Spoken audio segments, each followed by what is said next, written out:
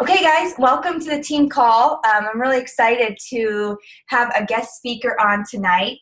I met Mike at a Milwaukee Super Saturday, which is kind of totally random, but he was there because one of his downline coaches actually earned the right for Carl Deichler to be in Milwaukee, and that's a crazy story in itself. But Michael Kloves sold his Mustang to then donate to the, I forget what charity Carl was doing, but he had donated in order to get Carl to come to his Super Saturday. So it was a really cool event, and Mike ended up flying out from California. Well, he had just moved to Portland, or outside of Portland at the time. So he flew to Milwaukee and came out to talk alongside with Carl, and it was just a great event. So as he's talking and as he's sharing his story and talking about everything that he kind of shares with his team and sharing his wisdom, he tells us you have to stop using the word try, or you have to stop trying. You have to do. And then he says, try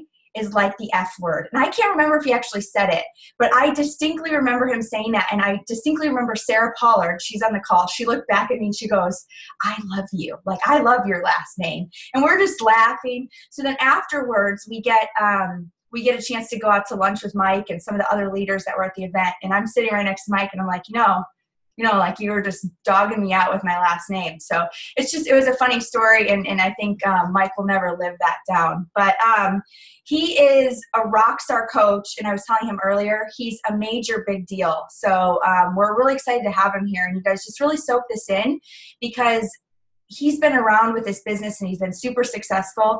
And what do we always say? Like, success leaves clues. So, hearing his wisdom and what he's done is going to really help your business move forward. So I'm just going to give you his quick stats.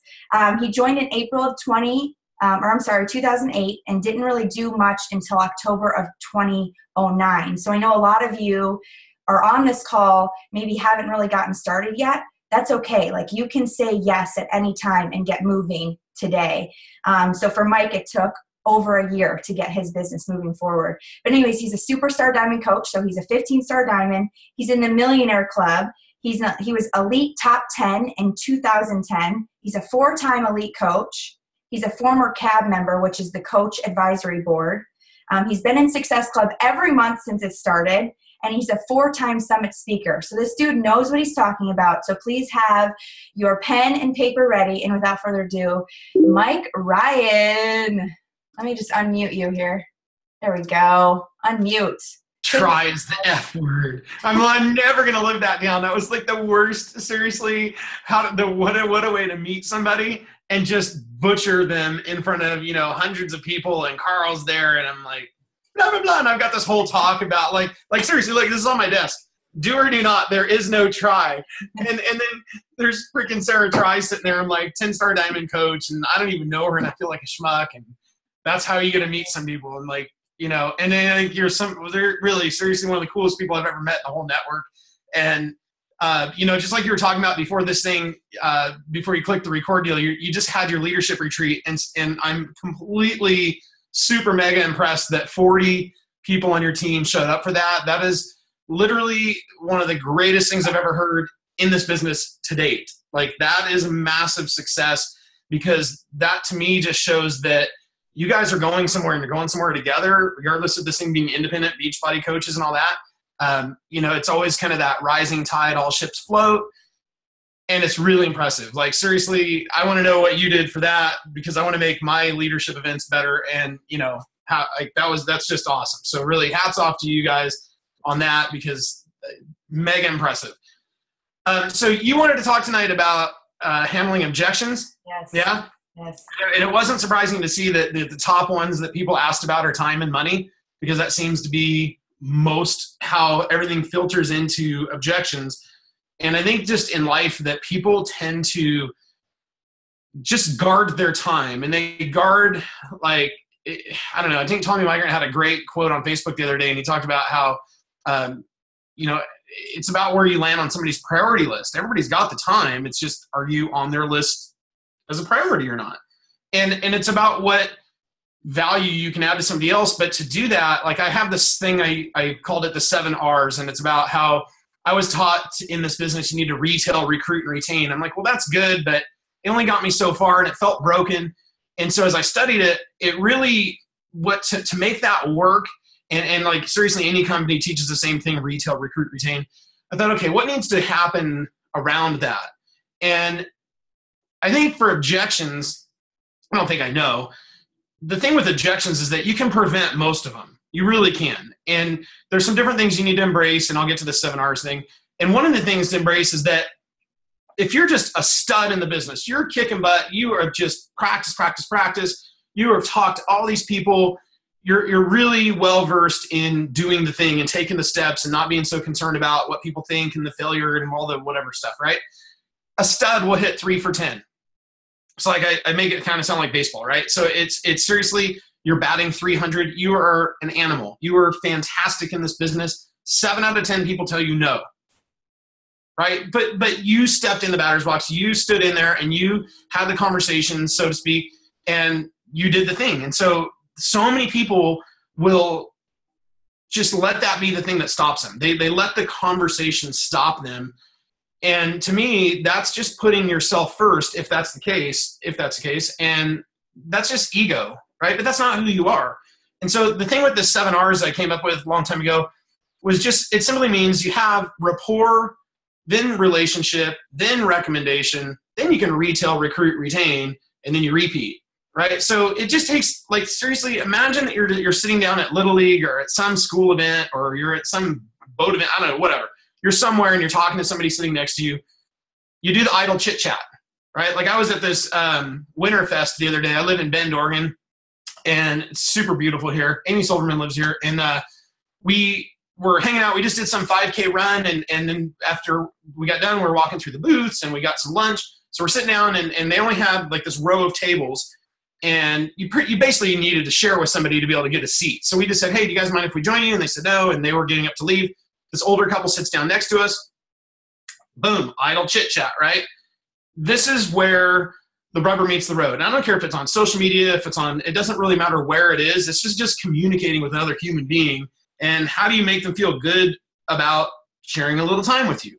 And it just started with chit chat, like, hey, where are you from? Or how you doing? Or, what's the cool thing you guys have seen today? It was just asking some question just to start a conversation. But I had the intent to start a conversation. And I also have the intent as I go through these conversations to learn about them. So I know everybody's heard about form, and just in case you haven't, family, occupation, recreation, message. But the way I view form is maybe a little different than some people view it. And so I grew up in a musical household, and just, I'll spare you all the different stories and keep this tight because I can squirrel off and cover like too many topics at the same time, and I don't want to do that to you. So if you were writing music and you looked at it up against a wall and your song was form, like how do you form somebody? Everybody's favorite topic is themselves and their kids. And so really it is the easiest thing to get people to open up and talk about themselves. And the perspective I want you to think about is like, when's the last time somebody genuinely asked about you? Because I can't tell you the last time somebody genuinely asked about me. It just doesn't happen that often. It really, maybe on social media a little bit, but typically it takes us to be more interested than we are interesting. And it sounds backwards compared to social media, because in social media terms, we are trying to be interesting so that people engage with us.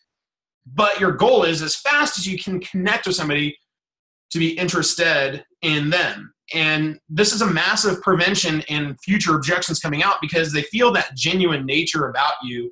And that's a really key thing in just kind of, I think, human psychology and just how we interact and our guard. And like, are we going to let this person talk to us? Are they safe? Is it okay? Do I like what they're saying? And I seriously, jokingly call that the caveman sniff test. Like we're sniffing out just like dogs. Like we're like, do I want to be around this person? Is this okay for me?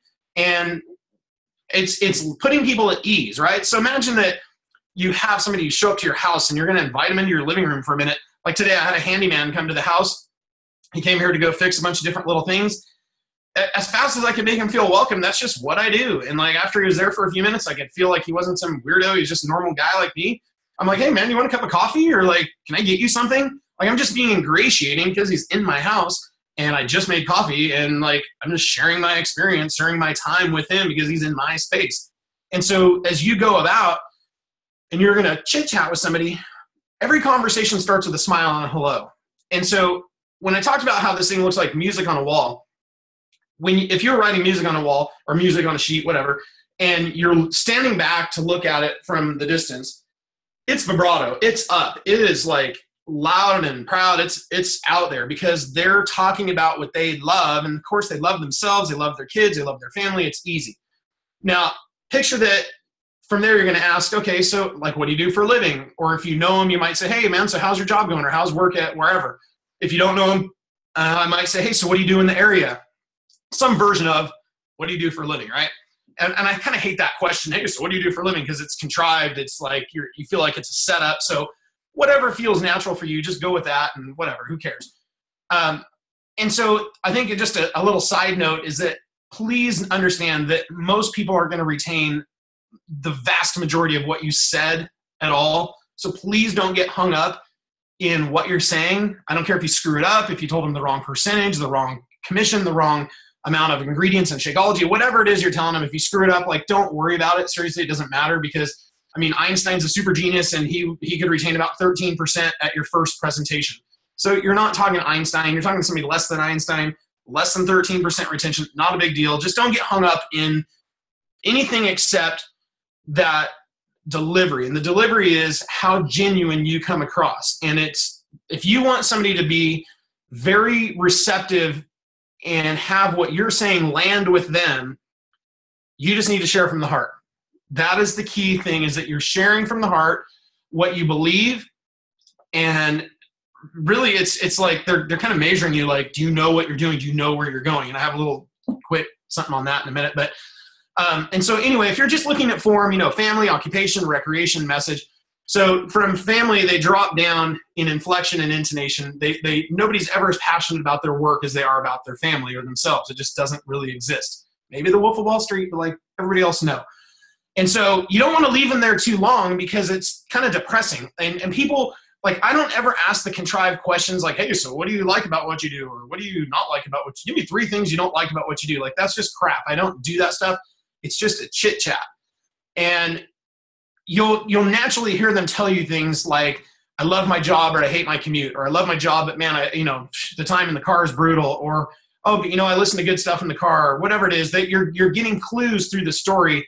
And all of these things are your precursors to how to avoid the objections. And also, when you get the objections, you've got all the material you need to use with them, not use on them, but like, you know what I mean? Like, you've got kind of it's not fodder. You've got the material for good, solid questions to ask once you get these objections. And so every year when Tommy Migrant and I give the How to Handle Objections seminar at Summit, or that was the topic I had the last couple of years, we spent so much time on preventing them.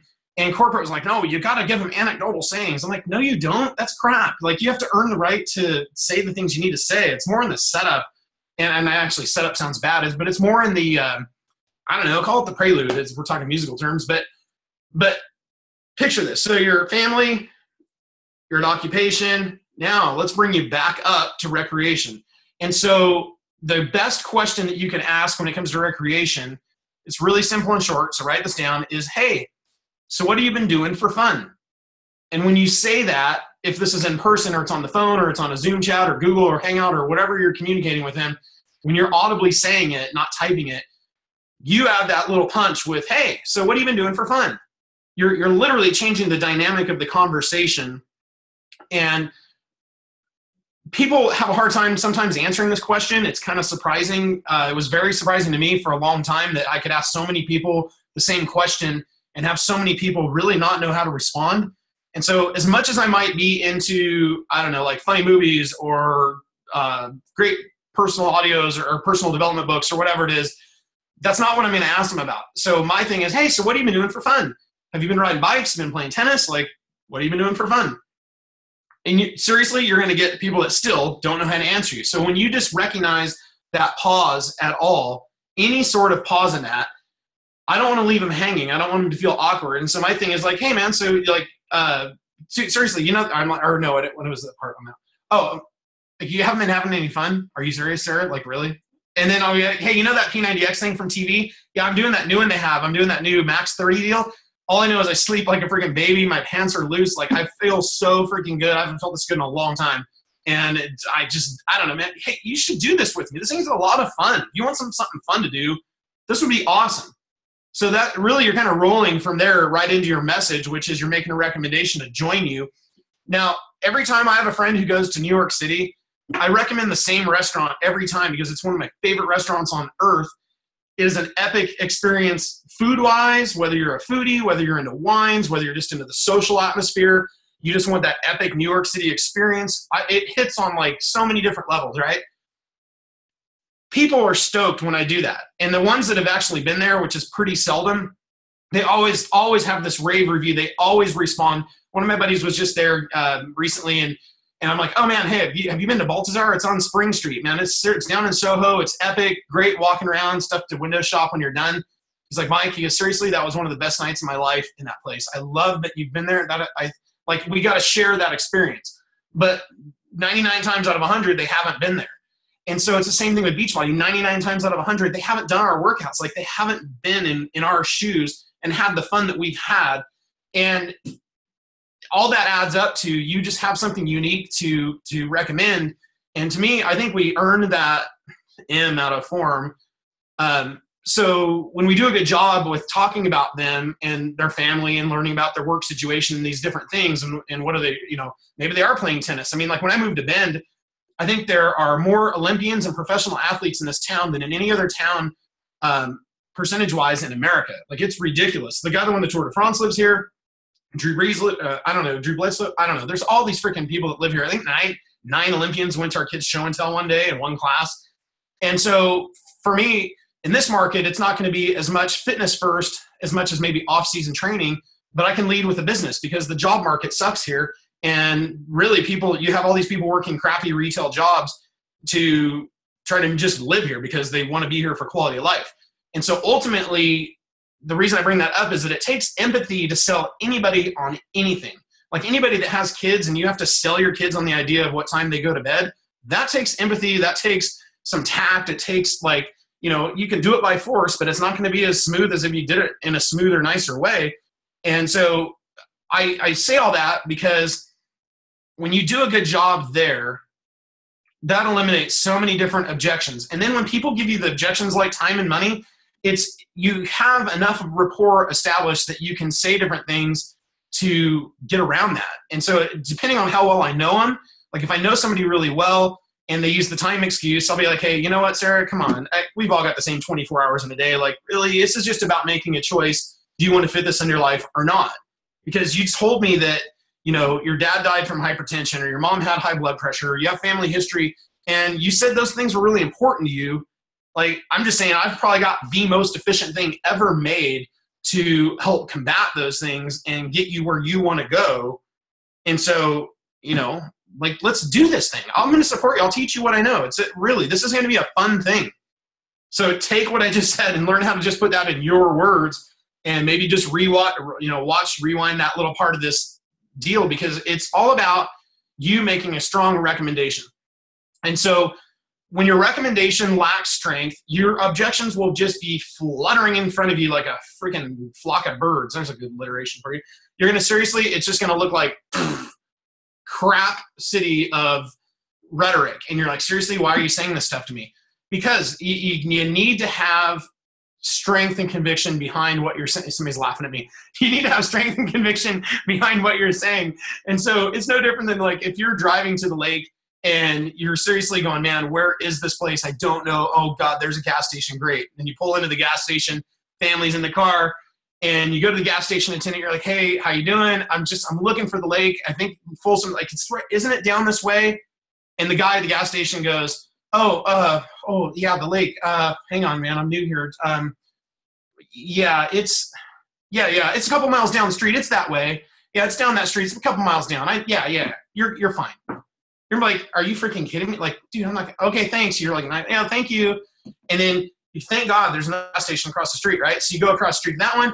The older guy comes out, and you're like, oh my gosh, we're looking for the lake. And the guy can almost like feel your angst, And he goes, hey, Folsom Lake is 1.8 miles down the street. There's this giant oak tree with a red sign with an arrow.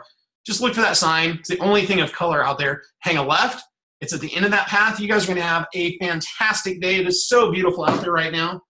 You'll follow that guy all day long. The first guy you're never going to follow. That's most coaches. The first guy is seriously a representative of most coaches. Not the 40 that showed up to your trip, because that's damn impressive. But when you take somebody's strong recommendation, you'll actually put some weight to it. No different than like yesterday afternoon, my wife messaged me and she said, hey, there's this really cool wushu class. I'm like, I don't know what the hell wushu is. She goes, I'm like, am I going to dinner? She goes, no. Like wushu, it's like martial arts. I'm like, okay. And we've been talking about putting the kids in something. And she goes, hey, there's this class and it's tonight. It's like 5:30. You got to take the boys. I'm like, okay. So I go to this wushu class, right? Of course, my wife's recommending it. So of course I'm going to go. But when I get there, it's a free like introduction. Excuse me. It's like this introductory class. And the sensei master dude, whatever his title is, comes out to talk to me. And I got to tell you, in about seriously less than 10 seconds, I knew if I would follow that guy or not. It was wildly eye-opening to go, whoa, I would follow this guy. This guy is sharp. And you know what came across in less than 10 seconds, probably in his handshake, was massive, massive character. His character flew out like, oh my God, like there was a sense of like peace and warmth and no stranger danger. Not like seriously, I've coached all my kids' sports, and so there's always an assistant coach, or I'm an assistant coach, or you're playing against other teams and there's coaches and the parents and the dynamics, and it's different with baseball than soccer, and baseball parents a little bit nutty in the head. They think everybody's going to be the next big pro, and it's ridiculous. But you just don't get that with everybody. You just don't. And I think anybody that has kids knows that when you sign your kids up in some sport or in some class or the teacher you're going to get, you're just hoping to God, like, please be awesome, like be great for my kids, because there's nothing more important in my life than my kids, my family, and even the people that don't have kids. Like still, the people that you come around and you come in contact in life, you don't want somebody to take advantage of you. You don't want somebody to be rude. You don't want somebody to be any which way unethically speaking. You want people to be good with you. You know what I mean? And so I guess for me to get around so many objections is more how you carry yourself in the beginning than anything. Then when they happen, it's having the gumption, it's having the temerity, the strength to, like, I don't want to say, it sounds bad to say use their stuff against them, but I don't know, maybe it's kind of like how a bully only responds to strength. If somebody gives me shit, I'm going to give them shit back. It's just kind of like you just respond like a tennis match. You know what I mean? Like call them out. Call them out on their stuff. Yeah, and so when they say they don't have time, you know, hey, come on, we get the same 24 hours in a day. And, you know, I've got this whole talk, I think I said that in Wisconsin, about how, you know, Einstein and Van Gogh and Picasso and Da Vinci and Shakespeare and Mozart and Beethoven and John F. Kennedy and Martin Luther King, everybody, we don't have the same 24 hours in a day. Like, come on. Like, really, let's do better than that. It's about how you choose to spend your time. And so that's at least on my brain. It's in the conscious part of and I'm thinking about that as I'm saying it. And so some people I'll say that, some people I don't. I'll play the pronoun game sometimes, and so I won't say you have the same 24 hours in a day. I'll say, hey, we all have the same 24 hours a day. Something where I'm not attacking them. And I got to tell you guys, seriously, I learned all these different things and really just kind of how to navigate this conversation by failing my butt off. I have screwed up more conversations than you can imagine. And so like when she said I signed up in April of 2008, we were losing everything we owned in 2008. We were in the market crash bad in Southern California and losing our house, rentals, cars, everything, switching kids' schools. Like I rode my bike for like 18 months. And luckily we found a place close enough to where the kids went to preschool that we could like, you know, make this happen, and did a parent co-op and all that kind of stuff. But I built this business through that time. And my why is wildly crystal clear to me. I wanted to be self-employed, and I still want to be self-employed. I wanted my schedule to be my schedule. And I wanted the financial freedom to be able to enjoy the fun stuff I wanted to go do. And really that was at the forefront because of the underlying tone of that was because I wanted to be there with my family. My parents weren't really that involved when I was growing up. I was largely ignored, youngest of 6 kids by a lot of big age gap between me and the other 5. And so maybe I just wanted to give my kids what I didn't have. I'm not really sure. I don't know. That's my thought. But I just wanted to be involved. For whatever reason, I wanted to be involved. But I knew to do that, I had to have my schedule be my schedule. I didn't have to buy into this ridiculous concept that I had to have a job to earn money. Like there's a lot of ways to earn money. There's you know, Beachbody's not the only way. There's so many ways people can earn money. But when it comes down to like the money objection, Like, look, all they haven't seen when they give you a money objection, they just haven't seen the value. There are not two things that people waste more of in life ever than time and money. Ever. All of us. You, me, all of us. We all waste it at different times. The Facebook news feed is a time sucker, right? Starbucks is $5 a day. If people just take their average $5 a day, whatever kind of habit, and they said, okay, let's go to the store and get a banana and an apple for $1 and have a glass of water, $4 a day times 365 is $1,476. Oh my God, like you just gave somebody $1,500. And today I had the money objection and somebody was telling me about, oh man, but Shakeology and the coach fee's $1,595 and then that club thing is this. And I'm like, you know what? Add it up, break it down. That's about $130 a month. And so for $130 a month and you have breakfast every day, you're in a business that, yes, it's going to take time for you to build. Yes, it is not some goofy get rich quick scheme. Like, yes, it's legit. Yes, there's tons and tons of people making $1 million a year, and it's not just 3 people at the top. Like I built from a dead spot. I'm in no power leg. I'm not a founding coach, and I broke Millionaires Club in not a lot of time. And so all I know is that if I'm making as much or more than I did in my greatest years in real estate, where I owned the business, I had a Sotheby's franchise, I'm building neighborhoods, but yet I had in real estate a $67,000 a month overhead. You tell me, what do you want? You want 67 grand a month to choke down, or do you want $130?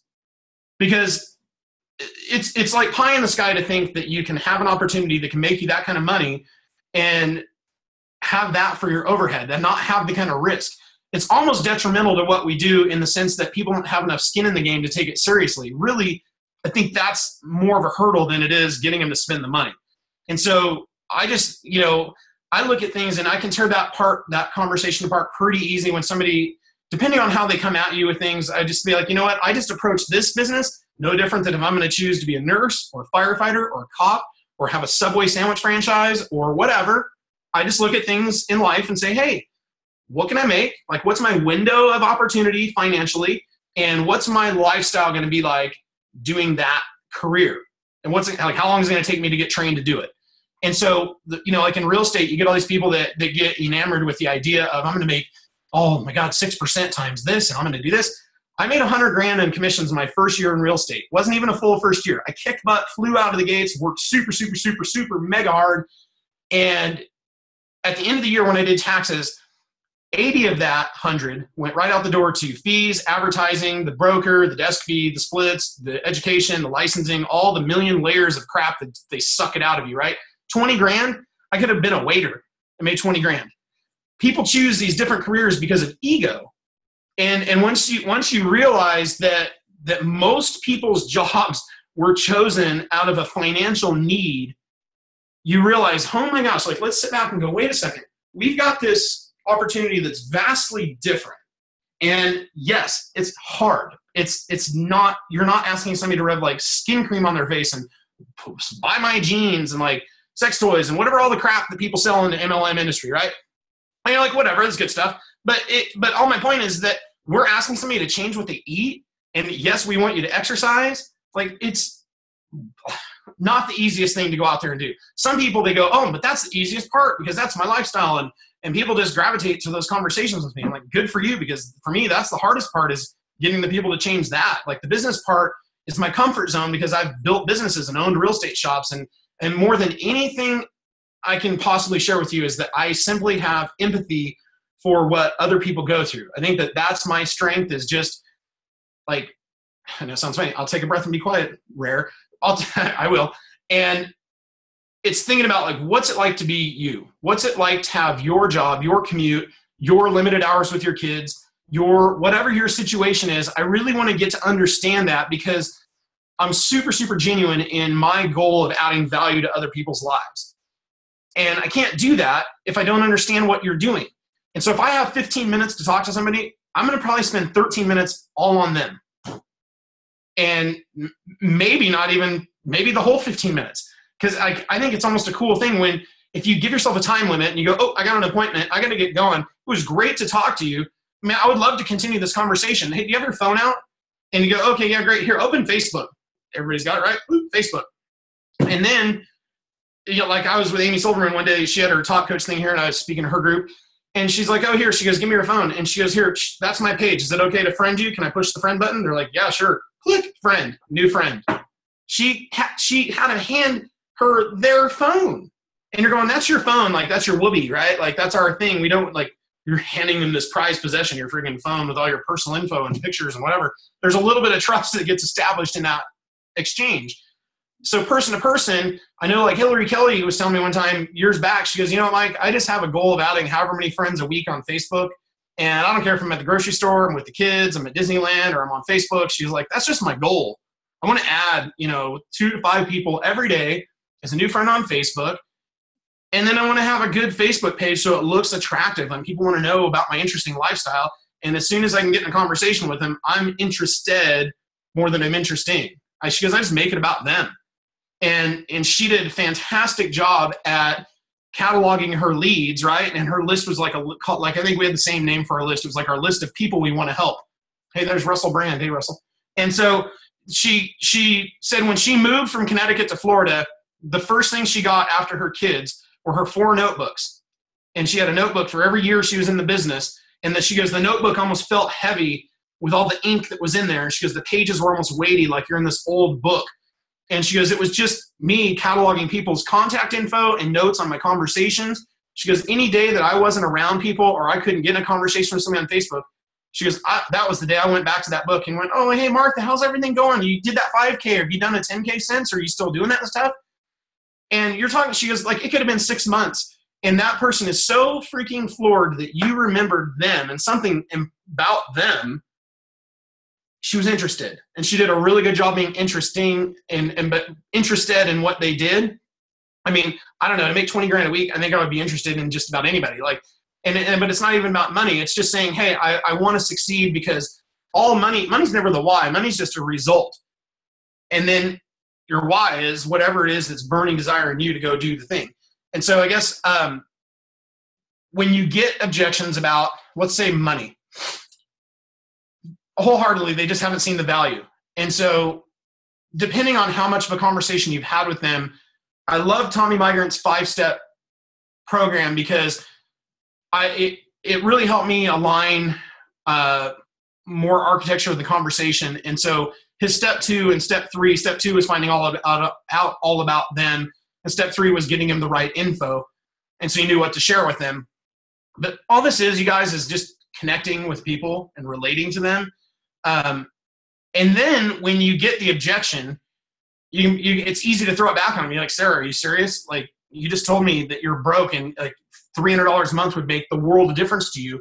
Or you're on a tight shoestring budget. You just don't really have the extra money to buy Shakeology. But if I'm telling you I have an easy way for you to get that for free, like, let's go get 3 or 4 of your friends to do this with you. That's going to help you with your accountability, with your fitness anyway. Plus, it's awesome to help people. So, like, let's do this thing because all I know is the net result of what we do is everybody gets healthier physically, typically financially, and then, all the stuff I've learned around this business just helps every aspect of my life. I'm better with people. I'm better with my kids.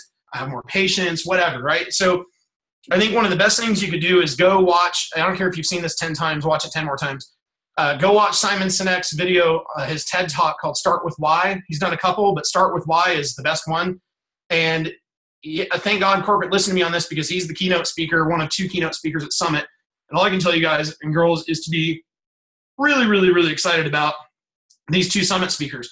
And I know Sarah got to see, the other one was DeWitt Jones, who's one of the most famous photographers of all times, and he was a National Geographic guy. This guy's so captivating, it's ridiculous. Like, it's seriously, you just get lost in this guy's stories and in the way that he finds beauty in a place that everybody else just doesn't see it.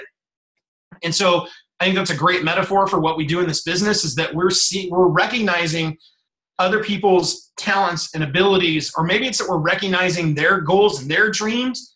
And we all know what it's like to be out of shape. We all know what it's like to be broke. We all know that it feels a hell of a lot better to be able to pay your bills than to not. And so I have that in the back of my mind, I guess. Maybe it's in the front of my mind, whatever it is. It's just I have that on the brain as I'm communicating with people. And so I know I'm not giving you a list of anecdotal things to say back to somebody when they spiel off whatever excuse they give you, but I just personally don't buy into those excuses. They're just excuses. Like, that's toilet paper. It's crap. So,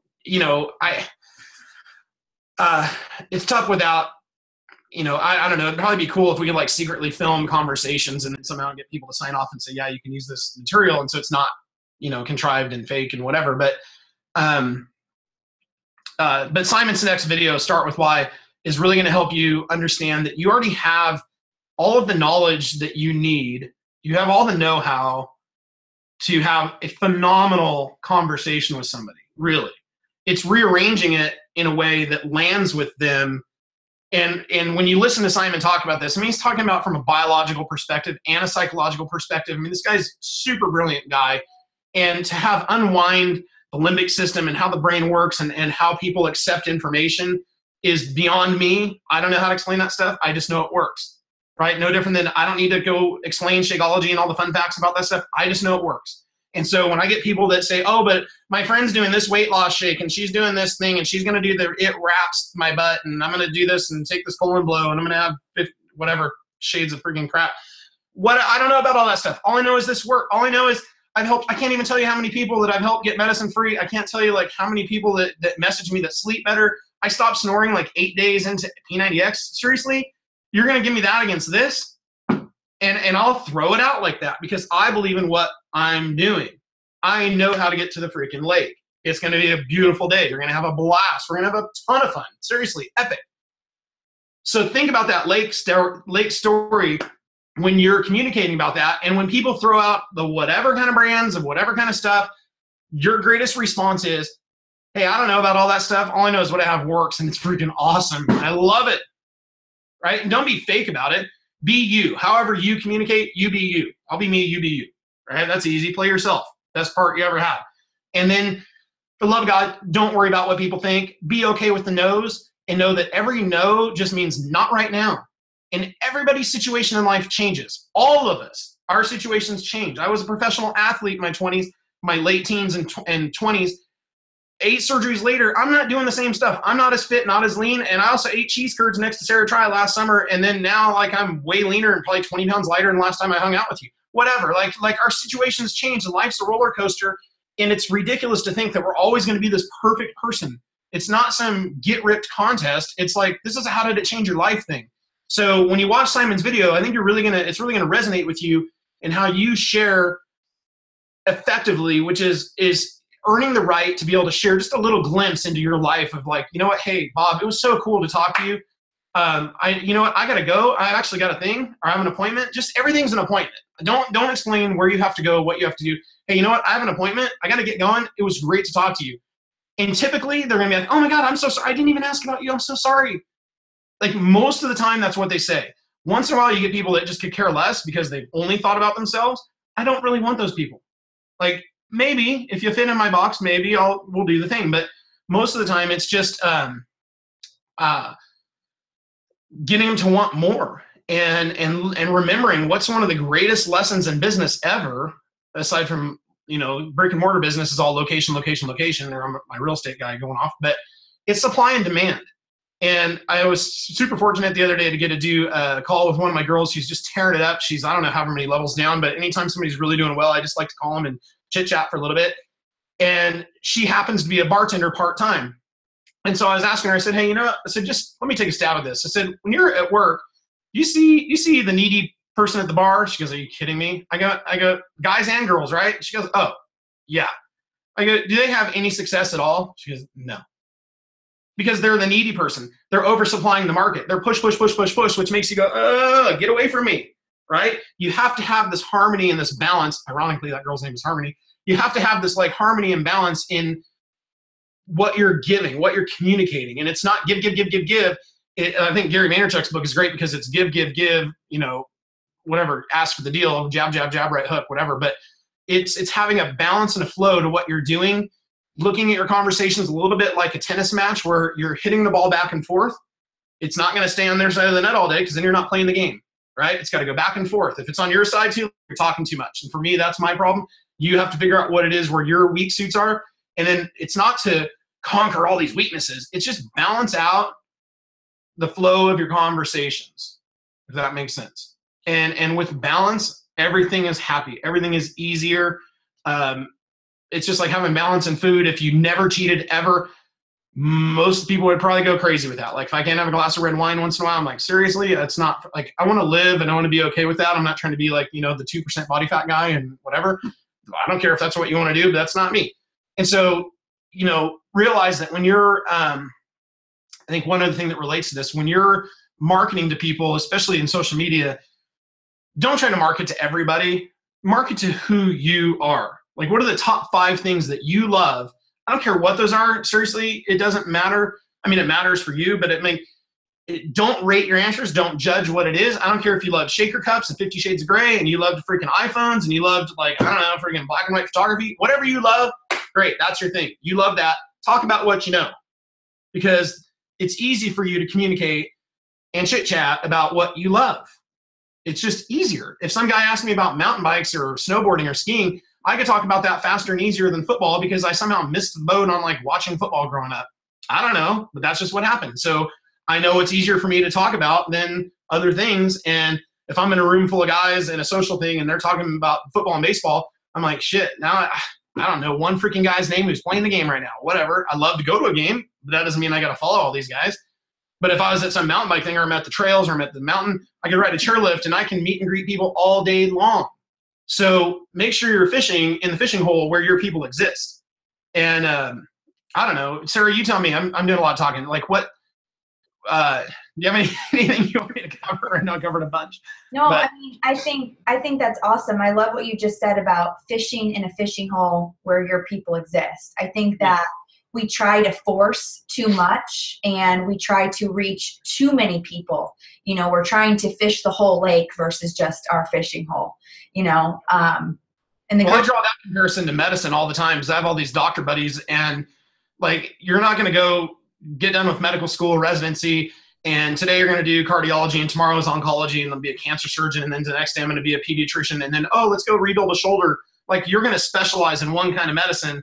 And like my cancer surgeon buddy in Bakersfield, he's the only guy who operates from the neck up in cancer in that county. 1 million people in the county, he's the only doc with that specialty. His wife's an internist. He makes 10 times what she makes because he's a super specialist and she's not.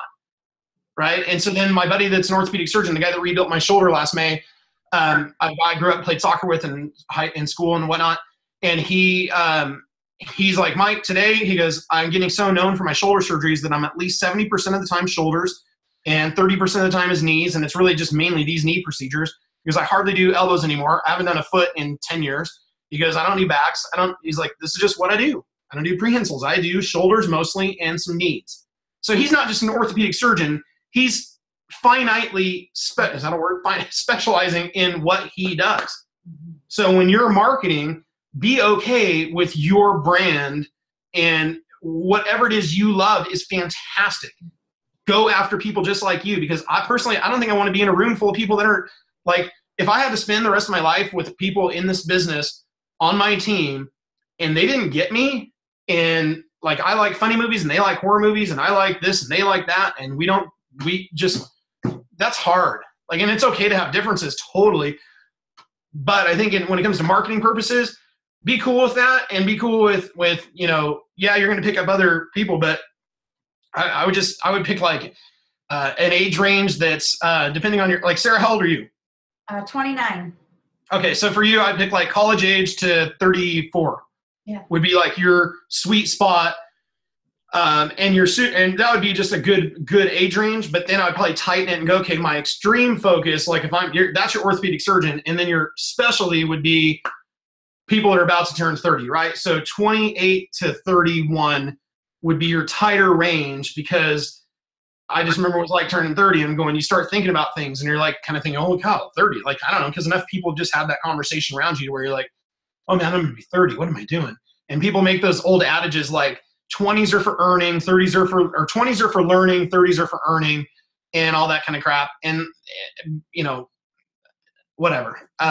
It just takes empathy. It takes knowing where people, like what they're dealing with in their day-to-day. And when it comes to, especially in that age sect, understanding college loans are probably one of the worst things in American history, especially financially. Like they don't go away.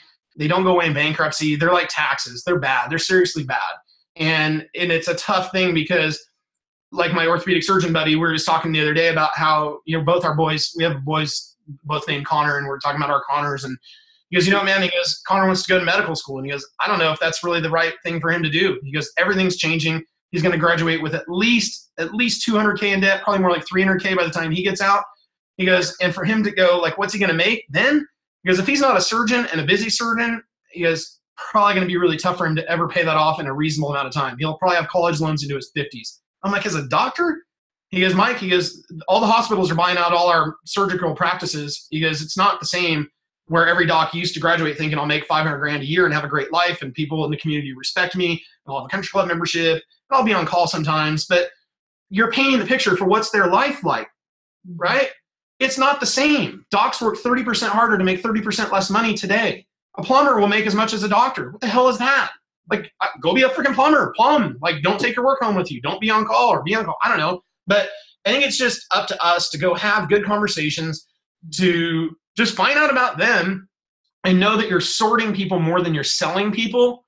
So it's not convince. It's just like, hey, if it's for you, great. If it's not, great. Whatever. Like, I'm good either way. And then sometimes a great handling objection thing is to get to the end of forming somebody, and it's almost like doing a mini GSR, right? Like a mini getting started right interview where you're just asking about their goals and dreams. You can label this however you want. GSR, Tommy's 5-step deal, form, whatever. You're just finding out about them. And then you get done, you're like, hey man, so that's not just important to you, that's deeply personally important to you, right, Sarah? They're like, yeah. Okay, well, I just need to know right now if you trust me. And they always say yes. Like, they never say no. And it's not to be weird or contrived or anything. It's just saying, look, I just need to know because I'm going down a successful path. I know which way I'm going. If you want to go down a different path, that's totally fine. You'll get my heart. You just won't get my time. But come with me down this path. I will help you step for step. Like, match me, run with me. I will show you the way. Like, this is an amazing thing. I don't know how to explain it. I just know it's freaking awesome, and you're going to love it.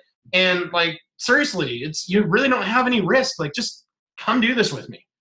And if you don't want to, totally fine with me. So you're disarming them. That's that, hey, if you want to go down a different path, that's fine. You get my heart, just not my time. You're disarming them, but you're also challenging them. And you're letting them know, I know what the hell I'm doing, and I'm going to do it. I'm going to do it without you. I'm going to do it with you. I'm going to do it either way. If you want to be part of my party, like, come on. If you don't, no big deal. And I think the only other layer I could maybe shed on this stuff, communication-wise, is when you're well-versed in the 4 major personalities. And if you did, like, I think everybody in Beachbody tends to use the gym terms, like Danny Johnson's thing with, Ruby and Emerald and Pearl and Sapphire. It's if you kind of understand who you're talking to, that helps a lot, because if I'm going super Sapphire in my social mode, and I'm talking to an Emerald who's super analytical, like a CPA, an architect, just an engineer, somebody who's very analytical, the fastest way you can turn that person on is like, hey, do you have a pen and paper? Or do you have your phone? You can get a note function on that? Like, yeah, great, make a list. Woo-hoo! They're like jonesing to make a list, right? It's just knowing how do you go connect with these people and know the Sapphires want fun, the Rubies need a challenge, the Emeralds need organization, the Pearls need a freaking hug and tell you it's going to be all right. And you know that when you study those 4 major personalities, and I think the better book to study it from is really Florence Littauer's book, Personality Plus. Excuse me. The more that you study that, the more that you'll realize, wait a second, like, I can have the strengths of all 4 major personalities and the weaknesses of none. And that's a pretty cool thing, because it helps you just relate to more people. And I know, like, the other day, Kelly and I did this 5K Winterfest run thing. I was like chatty Cathy, freaking chat. The whole first mile, I couldn't shut up. I'm like, oh my God, around people, and they're fun, and they're dressed up, and like, she's got a tiara, and Kelly's got a tiara, and like, he's wearing a thing, and she's got a tutu, and I'm like, woo, fun people. I was in Sapphire mode, right? But if it's like, if it wasn't a social race, if it's a race, I want to freaking kick your ass. Like, let's race. That's a Ruby, And so it's just knowing, like, if you tell a Ruby they can do something, they probably won't do it now because they just know, oh, I checked that off the list. I could have done that.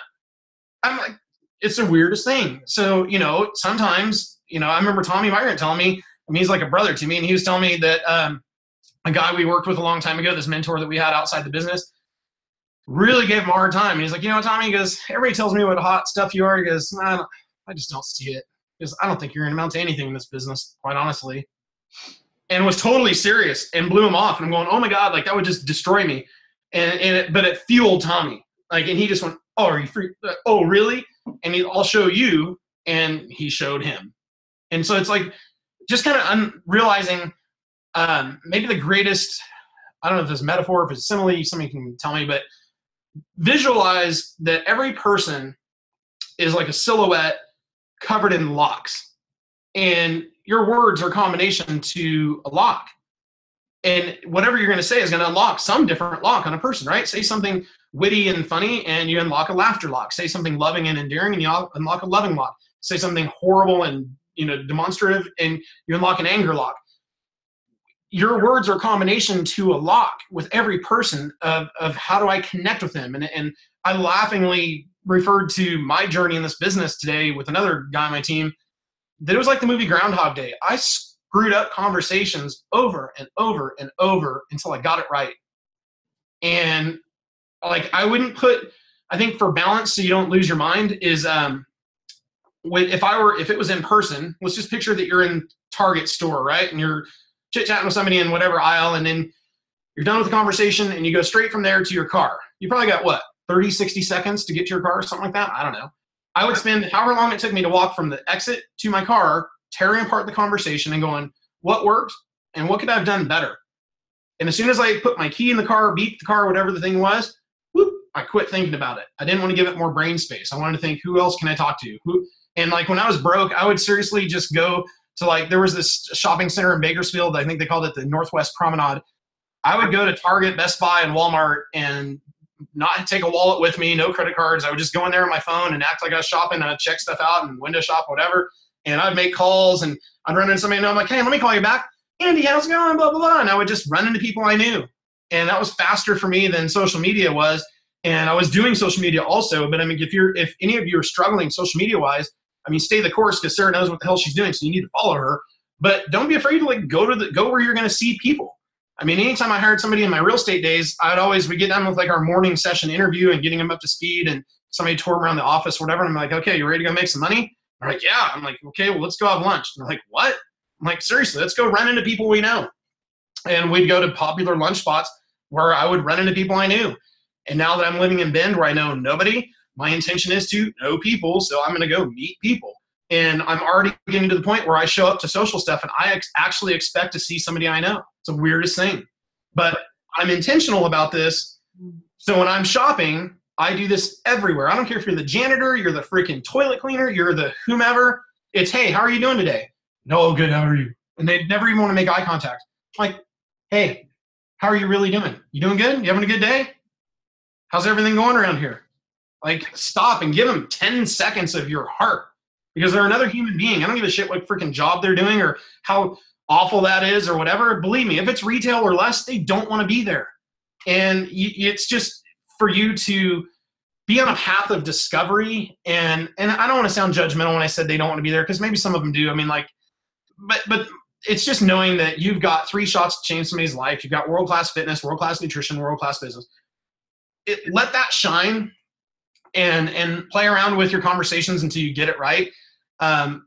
Don't be so hooked into what people think, because everybody's worried about what everybody thinks. That's a push. That means nothing. It's just a waste of time. Excuse me.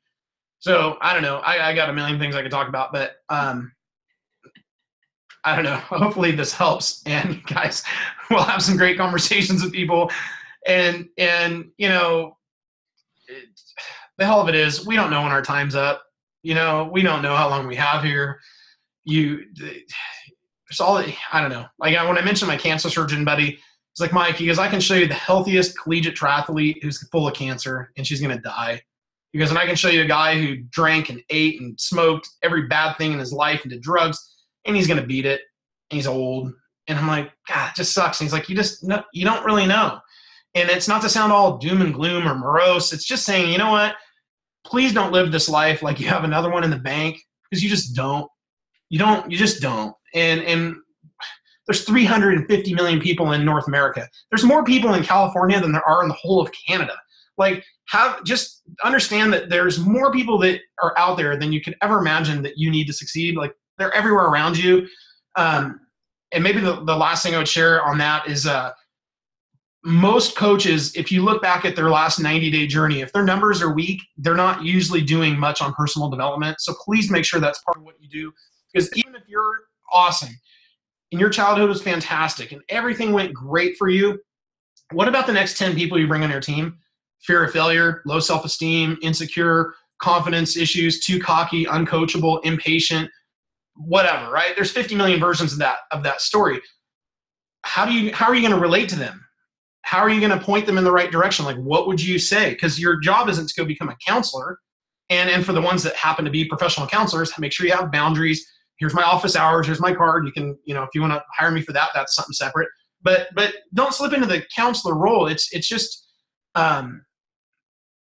pretty much it's just being guarded with your time. And I think the greatest thing, if I looked back, this is probably the greatest advice I could shed from my experience, is that when I look back on my career as a Beachbody coach, if I were consulting on my business as like an outside person looking in and tearing it apart, just viscerally, completely tearing it apart, going, okay, what did I do great? What did I suck at? Where could I have been better? All of it, right? In 2012, I went superstar. My dad was dying of cancer. And the pearl side of me really just wanted to help everybody. And that's who I am. That's just a part of who I am. And so I worked with a lot of the wrong people. I had a lot of people who went diamond. I think I had 5 diamonds go on the same day one time. And then one of my girls she ran the fitness division. She ran the fitness like for some giant military base up by San Francisco. And she was a reservist as well. And so I don't know if I'm saying that right, what she was technically in the Army, but she ends up getting called into Afghanistan for like a year and a half. And so there was diamond number 1 that fell. And I was like, holy crap, that's horrible. She's in the middle of a desert. She's like, no, I'm not by phones. I'm not by a Wi-Fi. She's like, I'm out in the field and I'm like doing something else I can't even talk about. I'm like, okay. Her fell out of diamond like that.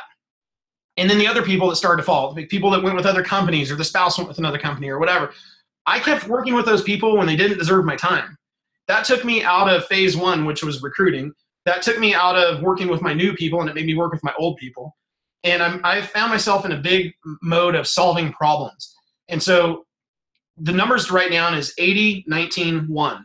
80% of your time needs to be in phase 1, which is recruiting. I don't care if that's retail or as a coach, whatever. You're in phase 1, bringing new business in, right? 19% of your time is in working with your new people. You're getting people up to speed. You're not freaking feeding them every day. You're teaching them how to fish, right? So 80% of your time is in phase 1, recruiting. 19% of your time is in working with your new people, new being the operative word. 1% of your time is solving problems. So when it comes to how I don't have the time to build this business, well, I don't care if you have 1 hour, you have 20 minutes, you have 3 hours, 10 hours a day. That's how you divide your time. Okay, so you take the power hour. I know everybody's got a version of the power hour, and you do your thing, and know that for everybody to fix everybody's business, whether it's at my size business or your size business or her size business, it's always in bringing in new people, always. And so I know that in 2012, even in spite of my dad dying that year, I still had really, really good momentum and energy because I just went superstar. I knew I was right around the corner from the Millionaires Club. And working with those people that didn't get it really took some fun out of the business for me. And then I found myself chasing quarterly bonus pools, and that wasn't fun either. And I was like, I went through almost a year of not really having that much fun. And so I don't want anybody to make the same mistakes I did. Just learn from that mistake and go, okay, let's identify what you deem as success. Okay, so if it's 10 Success Club points a month or 20 or 7 or whatever it is, you create your list of, I think this is success for me. That's what I want. And then be okay that as you get these things, that it's okay to look and say, hey, what else do I want?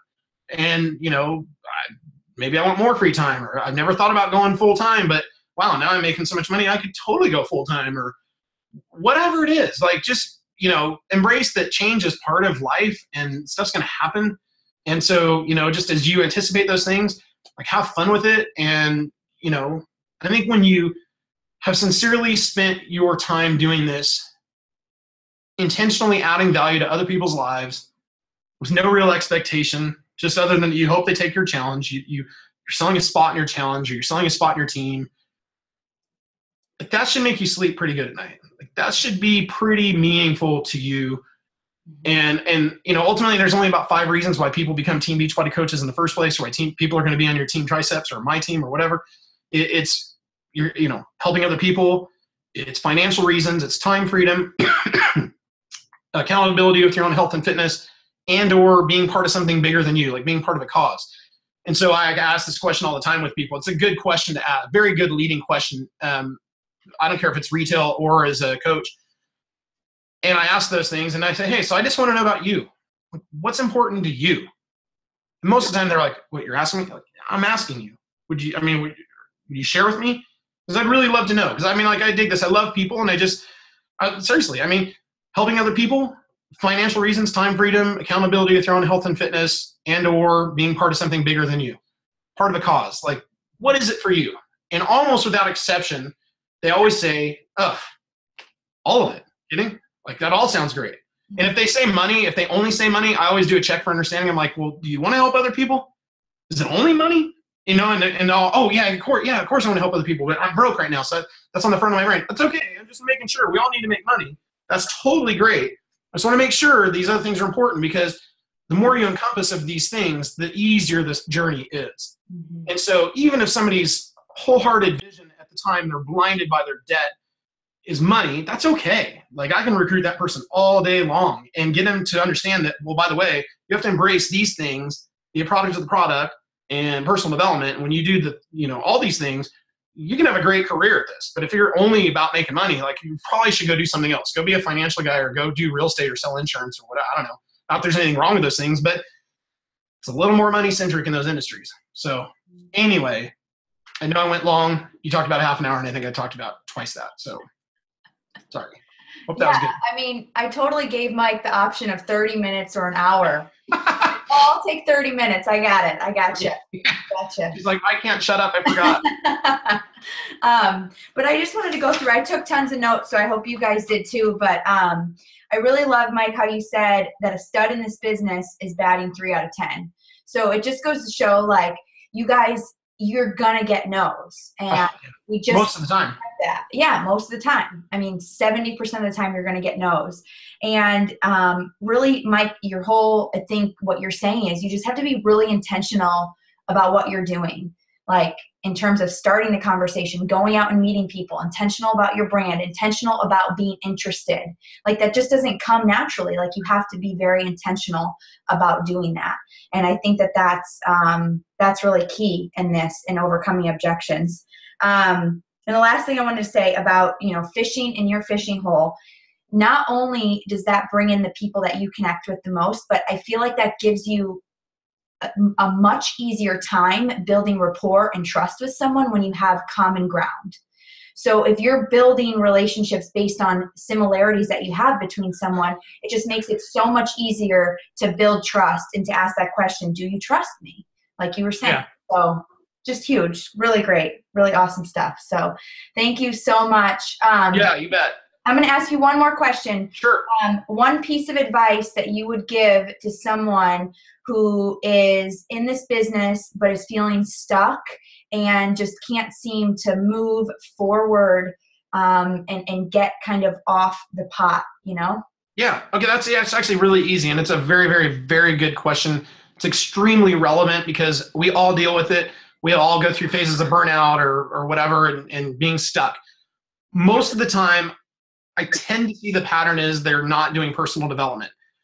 Or they're not plugged into the team. They're not being involved. I think Carl said it great one day. I don't remember if this was in person or Instagram or text or whatever he's telling me. He's like, Mike, he goes, you know the drill.